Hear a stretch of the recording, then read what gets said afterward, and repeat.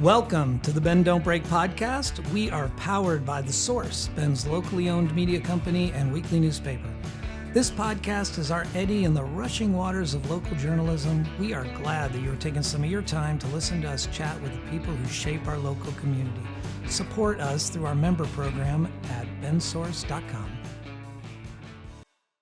Thank you to our presenting sponsor, RE/MAX Key Properties, a family-owned full-service real estate brokerage specializing in residential, luxury, commercial, new construction, and ranch and land properties. Their new state-of-the-art facility at 42 Greenwood Avenue is a modern, collaborative space and the new home of the Ben Don't Break podcast recording studio. I'm Aaron Switzer, producer of this fine podcast and publisher of The Source. Thank you for tuning into Ben Don't Break. Today we have Selin Sevinç. I will admit I had to practice that quite a bit. Is managing director in charge of programming and artistic vision at Ben Film Festival.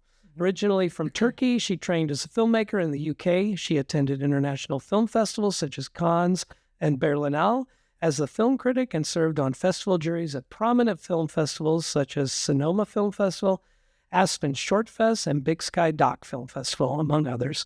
She has written 8 screenplays, is an alumna of Berlinale Talent Screenwriters, Netflix Banff Media Festival, Midpoint Institute, and most recently, the Stowe Story Labs. Her first feature screenplay credit was On the Water Surface, which premiered in 2024. Her latest script, Home Sounds, is in development to be shot in Portland, Oregon. She published a book on the process and perils of screenwriting, Adventures in Screenwriting, How One Wit Writer Navigates the Dire Straits. Local since 2017, she lives in Bend with her 2 sons. Gotcha. It's always very strange to listen to your own bio and sit through it. It's very embarrassing. Well, we can talk about the embarrassing parts of it. We'll have to go deep into my psychology. I'd like to just go. Let's just start way back. We won't go. Maybe talk about were you doing when you were in Turkey? Mm-hmm. Were you doing filmmaking there? How did you get into the arts over there? Yes, I went to the UK to study film, and then right afterwards I came back. Well, I went back to Turkey, and there I was working in TV studios for TV shows as director's assistant. I did post-production for drama series, and Are those drama series would you want us to tune into today? No. No, I'm hope that they're deeply forgotten. And let's see, casting for commercials. I did producing for a documentary series for also TV. So, and along the way, I started writing screenplays, which is what I wanted to do after graduating. But it's kind of not like a job that you can, apply for and get. So you kind of have to do it yourself and know that not much will happen with that. But then I got into film criticism because I was very opinionated about movies. Yeah. So I was it was mainly an access point for me to go to film festivals because I started going to film festivals in my early teens. And you were in Turkey. I was from Turkey to Yes, in Turkey, in England. Yeah. And then when I came back to Turkey, I was an obsessive film festival goer and consumer. All year round, really. Yeah. And Istanbul being such a hub, there are so many film festivals. But you were in the industry at the time as well.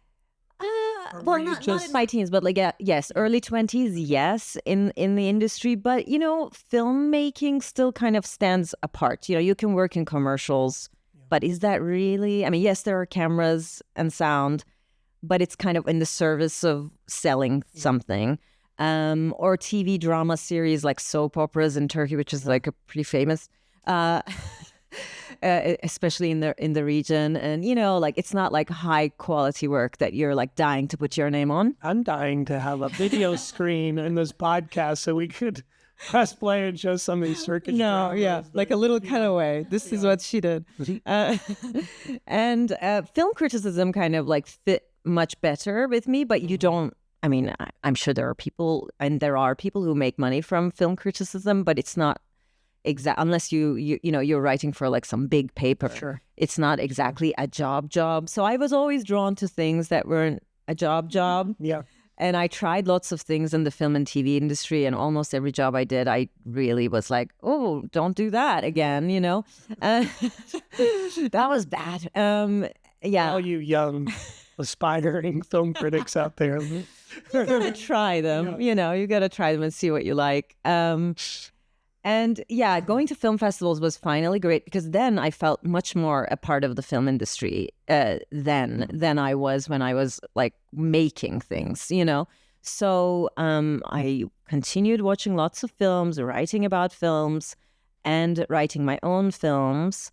And then we ended up with my family. I started having kids and stuff. So we started moving and we went to Australia for a bit. And, I had a baby. I wasn't working. So, there were a few years break while we were traveling and raising young children.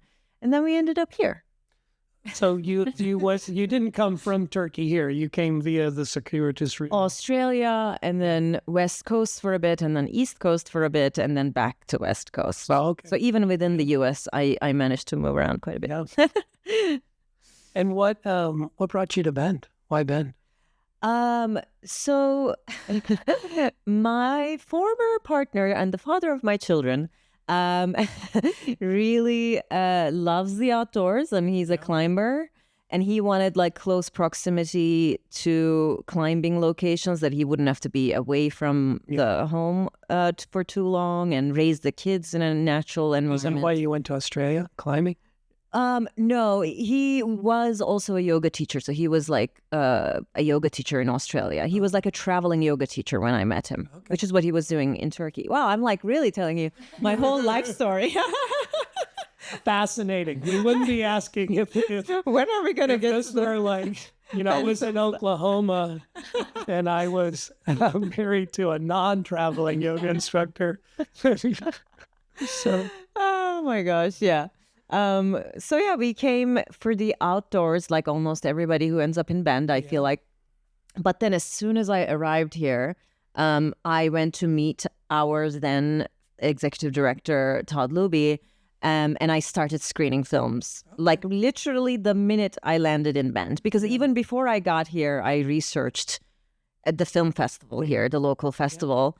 And I contacted him before I landed. So I even had my appointment to meet him before I came. And then, we hit it off, and I was on the jury that first year, and I was screening narrative features.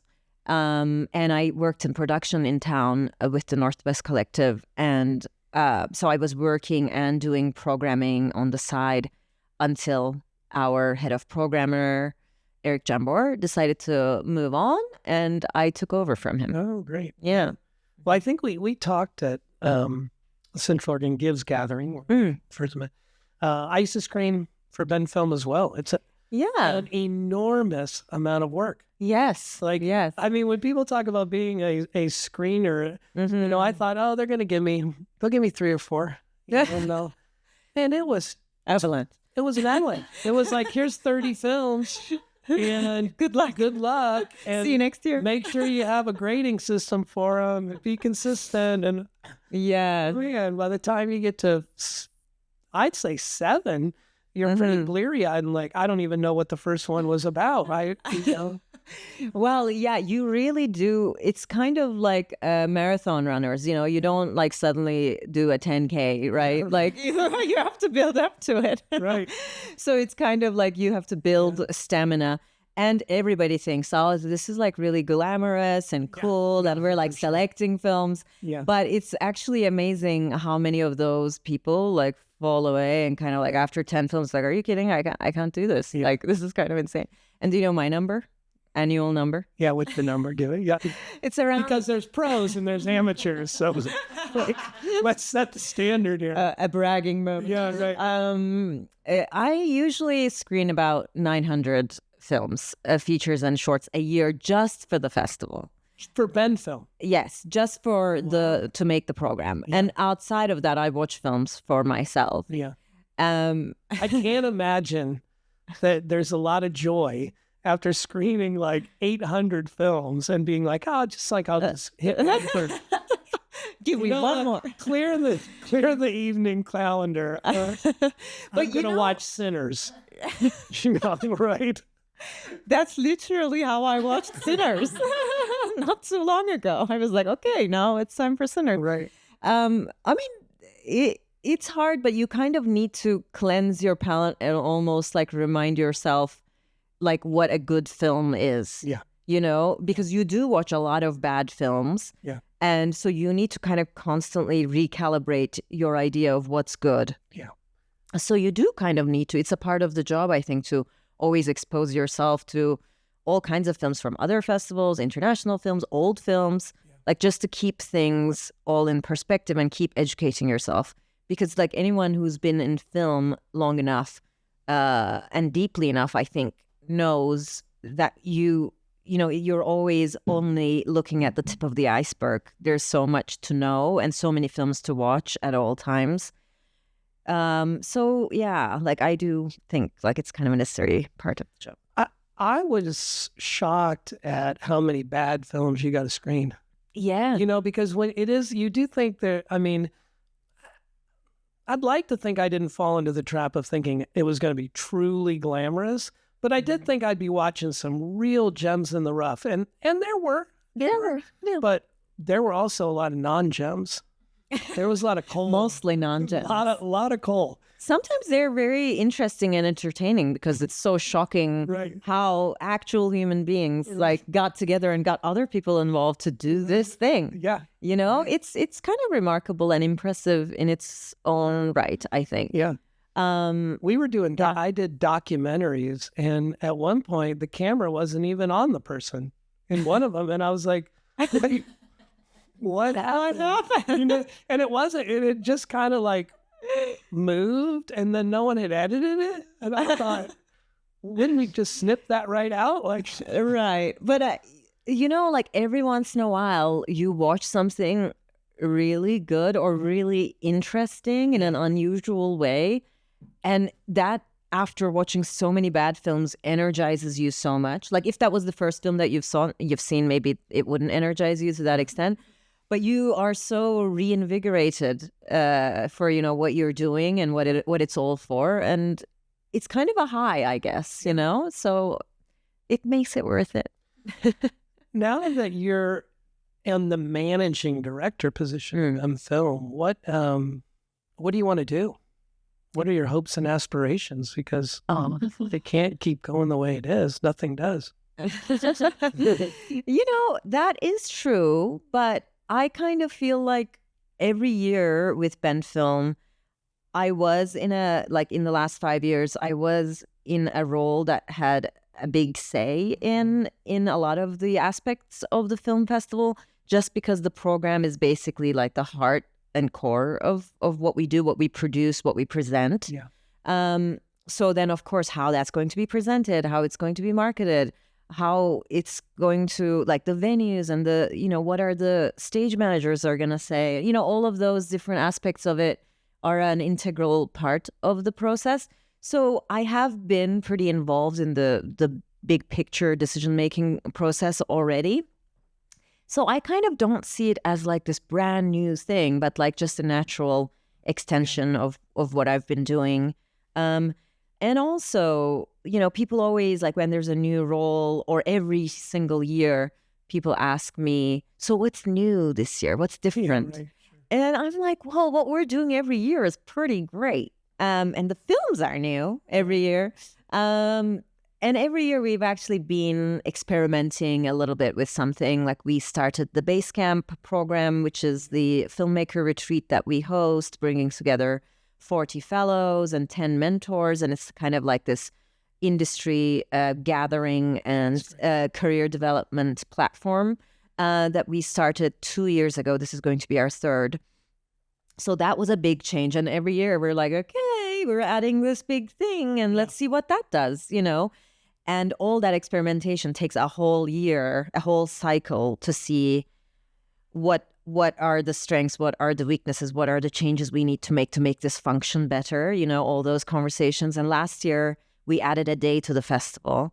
We are now starting on Wednesday and ending on Sunday.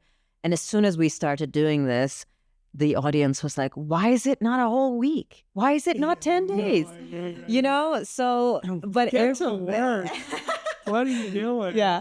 But every little bit of change that you do, you have to kind of like weigh the consequences. So you can't change too many things at once. Yeah.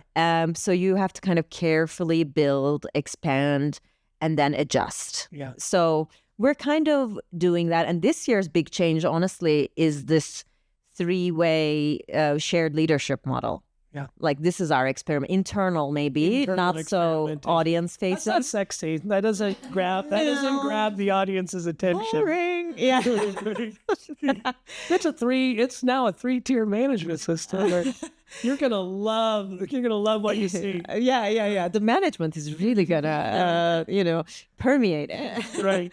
But I mean, it is a change, and we are kind of curious about what is that going to do? Like, what are going to be the new challenges? What are going to be the new strengths? We're hoping all strength, no weakness.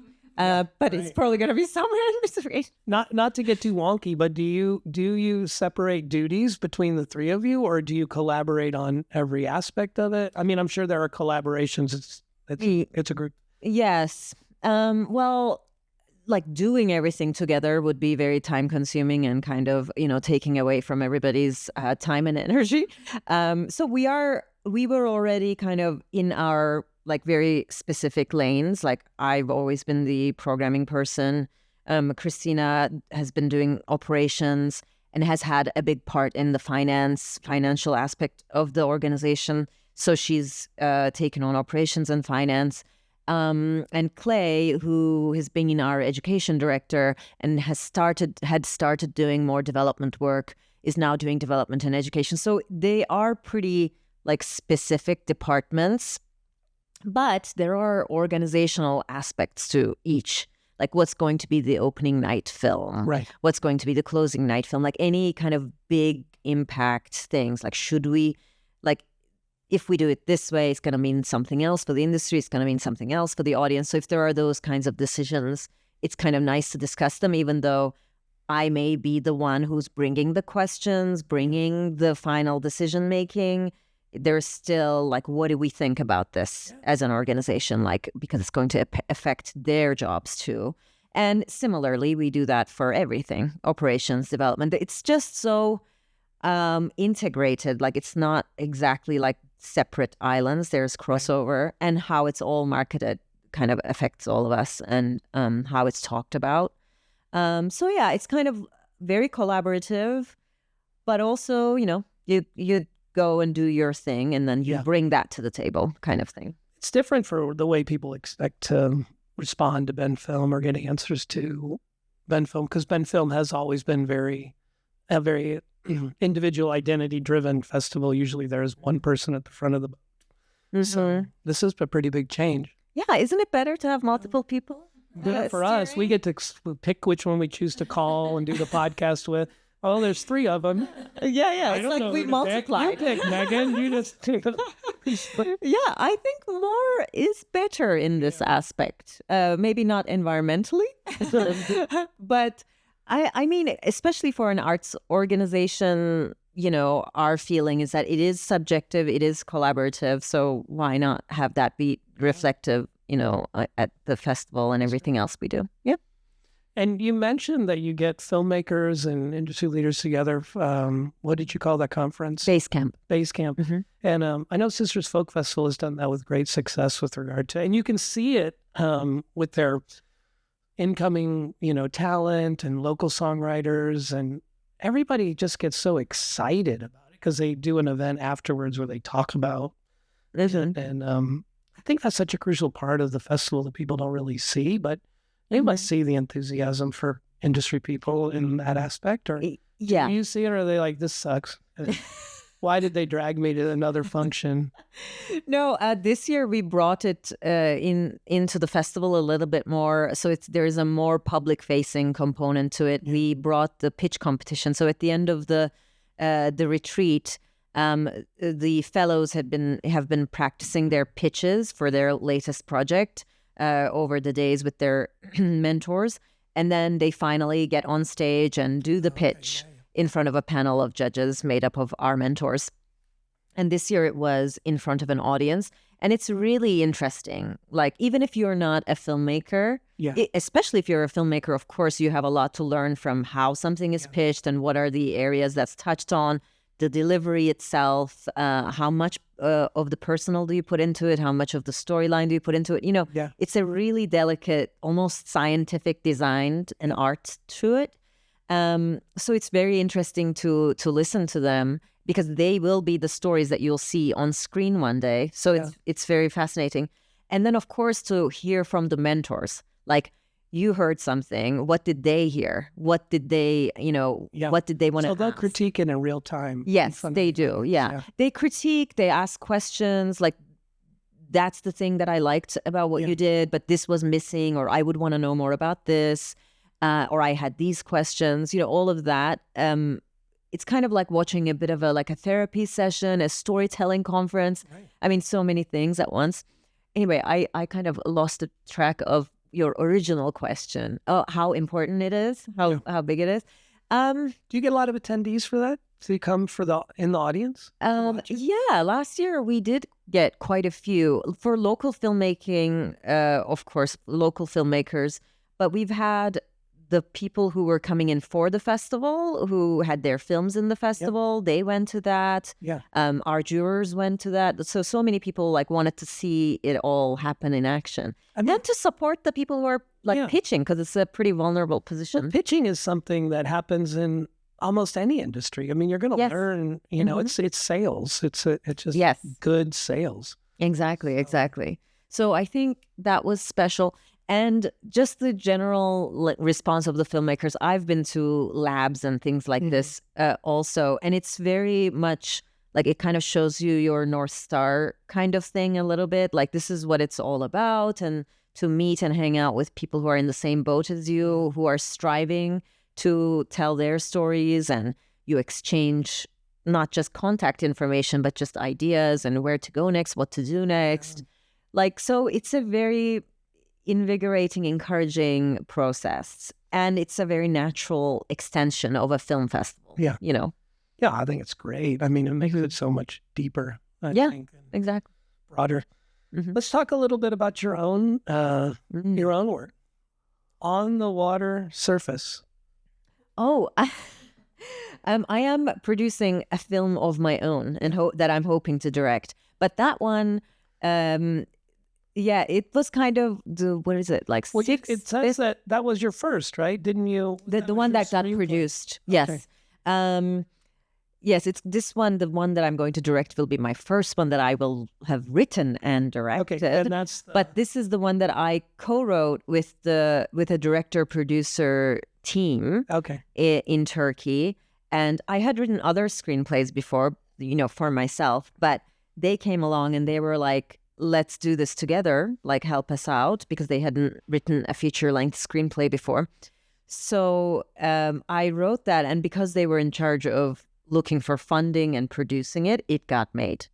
Oh. Whereas if it were up to me, it's just, you have to pitch it all the time, and you have to, and when you have a job and kids, it's like you don't have time to promote the stuff that you do. Yeah. So I was really grateful that one got made. But it was a project that I wrote with the director, and I had to basically write the script that she wanted to make and shoot. Okay. So whether I disagreed or agreed with things, I was like, okay, this needs to be exactly. Yeah. But this one that I'm hoping to produce in Portland, it's all gonna be mine. Yes. And I have the loveliest producer for it in Portland, and we're kind of gathering a crew together. We're going to hopefully, fingers crossed, make a short film this spring, in hopes to raise do fundraising for the future, to be shot next year, the following year, next decade, who knows? Yeah. I mean, that's a big artistic road to start going down, given all that you said about having a job and a I know. and what comes with that. But Well, the kids are getting older, as they do. I don't know. It's kind of weird. After each festival, I have to reintroduce myself to them. I have to go home. It's like, remember me? Right. You came from me. Let's go back to the beginning. Why are you taller? What happened? Why are you speaking in that voice? It's not. Drop it down. Why are you still living in my house? Aren't we done That's yet? the other side. I thought you would be taller. I thought there'd be more hair on your face, sir. Oh my gosh, yeah. Yes, the duties are kind of, I don't know if you're a parent. I am But- too, and they are moving on their way. Yeah, it's kind of the level of work and attention kind of keeps going up and down, Yeah. or all the way, up and up, Yeah. but just different, So we're doing that. Well, you always think you have more time Yeah. during that brief lull while they're asleep. And then I as feel soon like as they're they- never asleep. And then as soon as they're awake or you're awake, you're like, I think I have a moment here, and it evaporates over Yeah. conversation. Yeah, it's funny. They don't seem to ever go to sleep, and they keep like popping up and saying stuff, and I keep like having to be like, I'm no longer taking questions. We're done. Molly's working. I clocked out. Right. But yes, there is that, and with this expanded new role, and this happens to be the year that I'm going to make a short. There's But never a it's good time to make a short, is there? There's never a good time to have kids either. Right.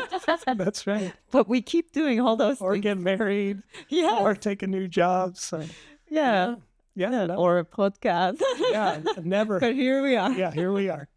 The how did you secure contact with someone in Portland? Was it through your work with the festival? Oh, that's an interesting thing actually.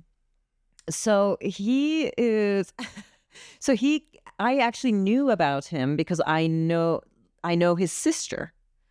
So I had heard about Aaron for many years through his sister, who's also a board member, in fact, one of Ben Films. So everything is to do with Ben Film in my life. And then he got into Basecamp as a filmmaker. And then I finally met him in person at Basecamp. And then he's such a doer, you know, and he organized a screenwriting group and invited me, even though I wasn't a fellow, because he knew that I was writing screenplays. So, but when it started, Aaron and I, being, I guess, the nerdiest, we were the only two that came to every meeting. So we read each other's screenplays, and he really liked the script, and he was like, so what are you doing with it now? Which is the number one question you hate.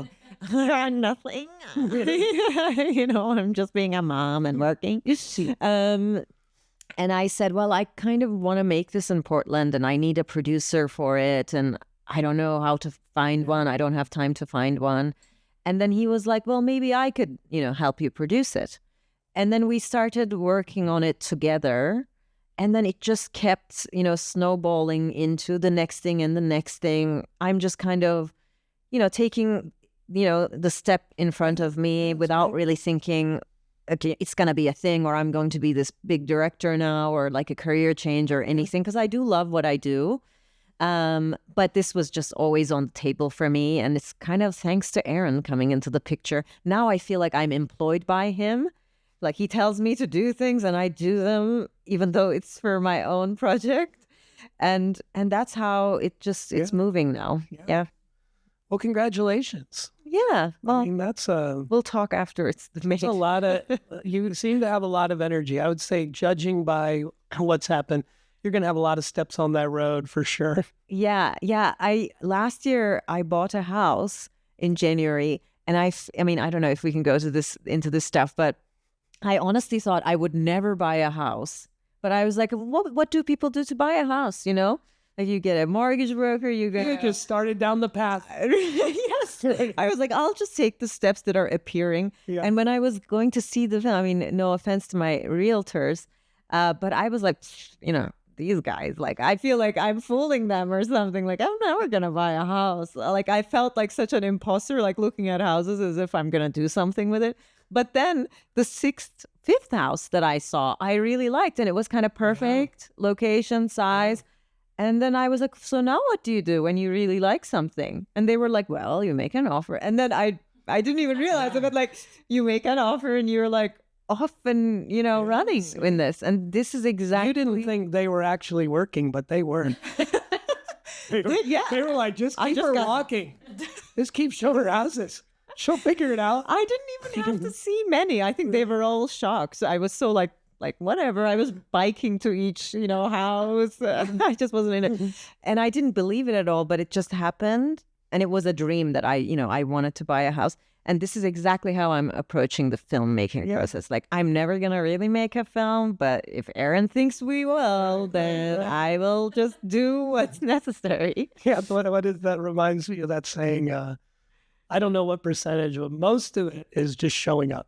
Yeah. And I think being available to opportunity. Yes. And there is something to being detached from outcomes. That's like, because then you don't put too much energy into like, is this going to work? Like, you don't get anxious or scared so much. Yeah. Because like you have no real expectations. So you're not putting any negative energy to it either. Right. And you're able to pivot on, if it didn't work out. If you didn't find that sixth house, you would have been fine.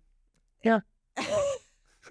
Yeah. Your realtor wouldn't. Yeah. They would have realized, like, she actually was never going to buy a house. What the heck? But it turned out that they knew more than you did about that process. Yeah, maybe they look me in the eye and they were like, she's a buyer. She's a buyer. She doesn't know she's a buyer. Yeah, maybe Aaron looked into my eye and thought, oh, she's a filmmaker. Yeah. That's great. I'm just trying not to disappoint him. Well, we are out of time for our podcast. I know. It goes so quickly. Anything that you would like our listeners and watchers to know? Absolutely. Well, the festival is October 7th to 11th this year. Great. Wednesday through Sunday. And if anyone is planning their final camping trip of the year, don't. Don't book anything for that weekend. I keep telling everybody this, and it really annoys me when people are out of town that weekend. It's like the one weekend for the film festival, the one film festival in town, and you're somewhere else. It's unthinkable. So I would like everybody we feel that way about our beer festival. Oh, yeah. So we get the same thing because it's Labor Day. It's like everybody's gone Labor Day. But like, people drink beer all year round. That's true. But they also watch movies. But not film festival movies. Not the kind of beer we serve. Not independent film, So yes, please be here. That I love that. Pencil it in now. Yeah, please be here for Ben Film. It's only 4 days. Why can't we can camp anytime? 5 days now. 5. Yeah, because you added Wednesday. Yeah. Right? 5 whole days. And we have the Tin Pan Theater all year round. But, festival is a different thing because we bring out the filmmakers and all the things that go with the festival. So I want to go to Basecamp this year. I'm putting that on my... Yeah, you're going to apply? No, I just want to see it. I just think it would be fascinating to watch the pitch process. Yes. And I want to hear the critique because, of course, everybody and their mother thinks they're going to get up there and pitch. Well, I could pitch, but no, I'm sure after I hear the feedback, I'm glad I'm not up there. It's Wednesday afternoon of the festival. Yeah, that's cool. Yep. Well, this has been the Bend Don't Break podcast. If you like what you heard, go to bensource.com and click the button to donate and support and allow us to keep bringing interesting and great pathwalkers like Selin Sevinç. Did I get it right? Sevinc. Sevinç. Yeah. It's okay. You're doing good. I tried. I tried. Thank you. Thank you. You've been listening to the Bend Don't Break podcast powered by The Source Weekly. To read, hear, and see more of what we do, go to bensource.com.